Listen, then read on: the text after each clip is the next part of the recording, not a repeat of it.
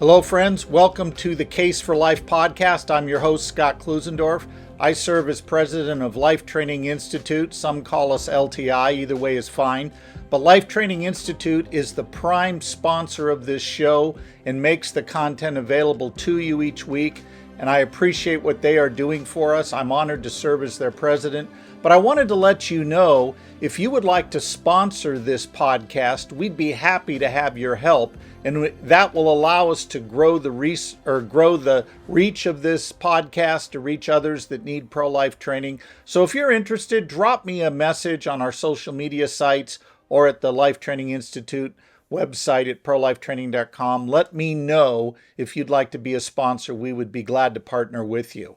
I was thinking this week about a lot of the comments we've seen on this podcast that show up on our social media spots. And as I've told you in previous episodes, almost none of them are substantial. In other words, they're not engaging the pro-life argument at all.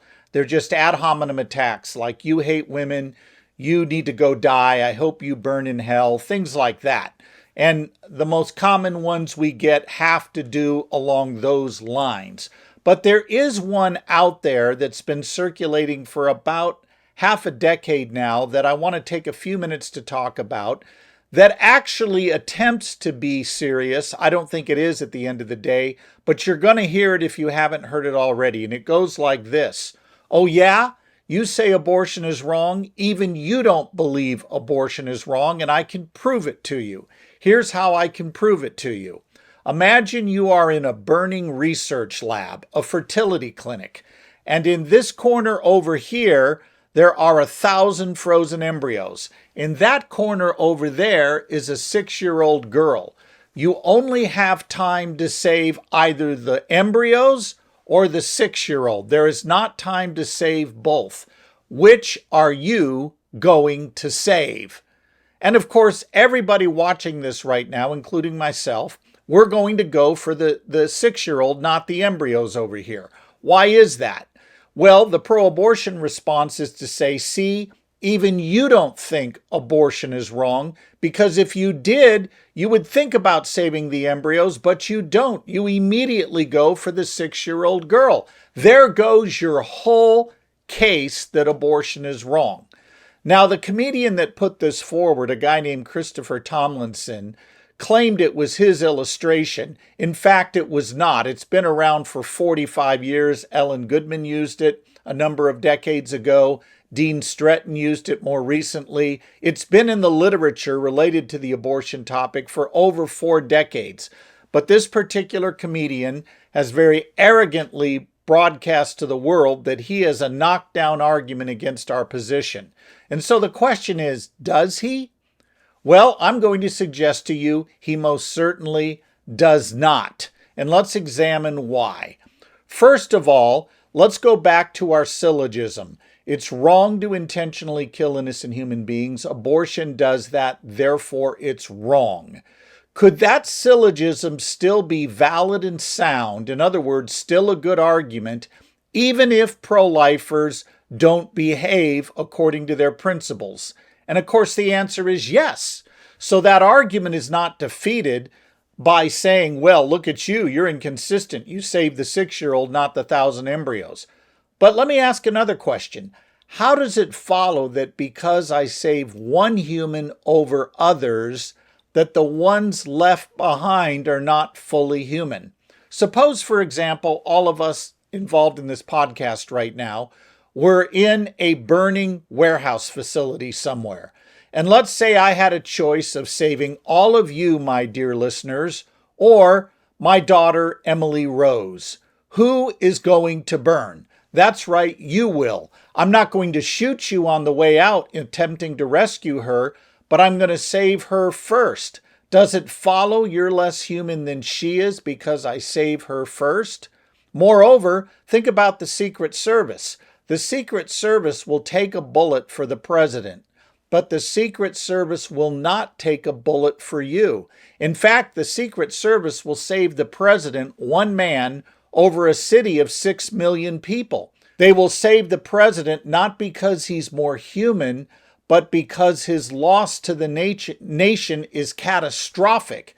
Therefore, they save him first. It has no bearing on the humanity of those left behind.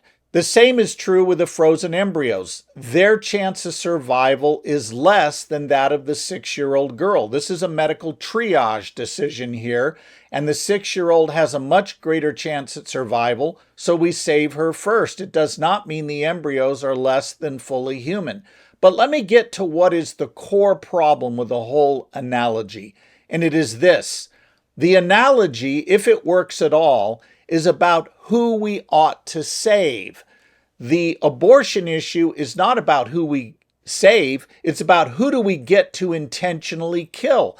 There's a total mismatch here. You cannot go from a question of who ought we save to who's who we get to intentionally kill. Like I said a moment ago, I will save my daughter first, but I'm not going to shoot you on the way out.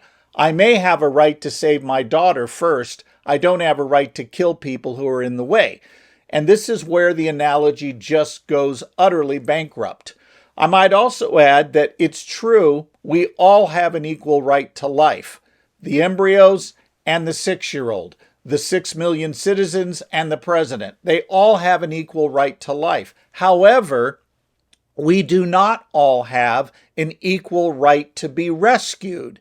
Parents, for example, have primary responsibilities to their own children they don't have to others. Again, this is not a reflection on humanity. It's a reflection on who gets primacy in the right to be rescued.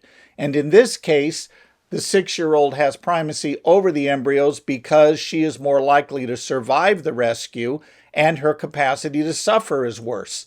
That doesn't mean a humanity judgment has been made. We are making a rescue decision. And that leads to a final thing I want to point about this. This analogy does not settle our intuitions the way that pro-abortionists hope that it will. Let me tweak it just a bit and you'll see what I mean. Pretend that instead of 1,000 frozen embryos in a 6-year-old girl, instead of the frozen embryos, it's 100 cancer patients in the final hours of life. They are now irreversibly unconscious. They don't feel anything. They are dying from their underlying illness, in this case, cancer. And let's say there's a fire in the building and we can save either the 100 cancer patients or over here, 1,000 embryos. Let's make it even more interesting. They're your embryos. Now, do our intuitions shift a bit? Yeah, they do, and here's why. We can't save the 100 cancer patients. They are dying from their underlying illness. The better chance of survival is with the embryos, who we might get at least a few of them out and transferred into an environment where they can survive and thrive and maybe later be born through a surrogate. But the cancer patients we can't save, so we save the group most likely to survive. In this case, it's the embryos. Are we making a value judgment on the cancer patients saying they aren't human and valuable? No. We are making a rescue decision that the embryos have greater weight for their rescue than the cancer patients do for theirs. That's all this analogy proves. It only proves, if anything, who we ought to save, not who is and is not a human being or who we get to intentionally kill. And that's why this analogy is off the rails from the start.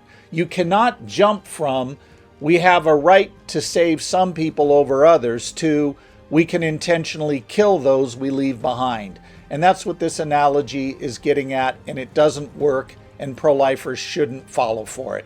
That's all for now. Look forward to seeing you next time. Again, if you'd like to be a sponsor of this show, we would love to have your partnership. Be sure to reach out to us and we'll see if we can't work something out. Till next time, I'll see you then.